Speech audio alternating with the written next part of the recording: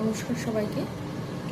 আজকে আমি বানাচ্ছি গোবিন্দভোগ চাল মুগ ডাল দিয়ে খিচুড়ি। কারণ বাইরে বৃষ্টি হচ্ছে, তো তার জন্য আমি প্রথমে কি করব, এক বাটি মুগ ডাল হালকা করে ভেজে নেব।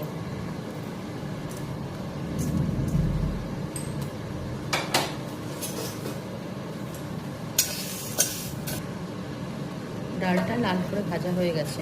এবার আমি এর মধ্যে দিয়ে দিচ্ছি গরম জল সেদ্ধ করার জন্য।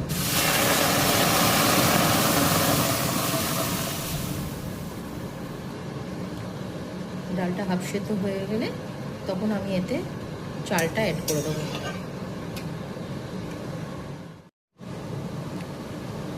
ডালটা সেদ্ধ হওয়া ছিল, ওর মধ্যে আমি গরম জল একটু বেশি করে অ্যাড করে গোবিন্দভোগ চালটা দিয়ে দিয়েছি। এবার একটু ফুটুক, এর মধ্যে আমি লবণ আর হলুদ অ্যাড করে দেবো।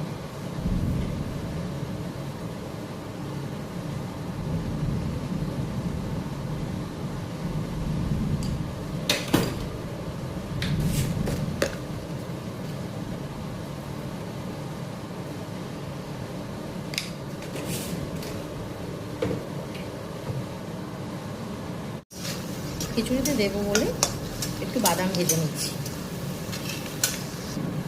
আর একটু আলু ফুলকপি ভেজে নেব।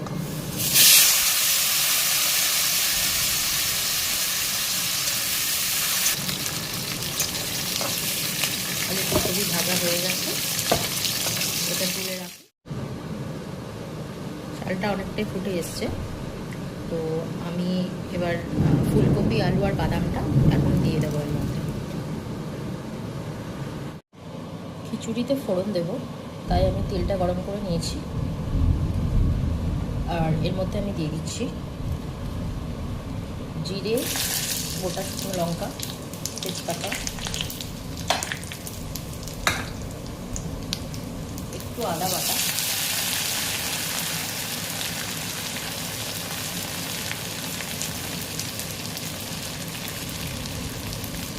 একটু টমেটো,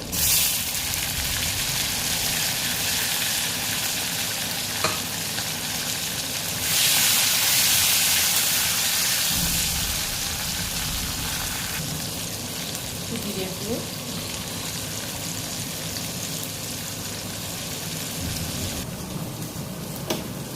এইবার ভাজা মশলাটা ফোড়নটা আমি খিচুড়িতে ঢেলে দেবো।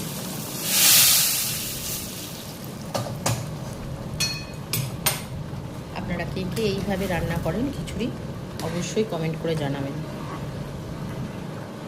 এবার দেবো সামান্য একটু চিনি, 1 চামচ ঘি,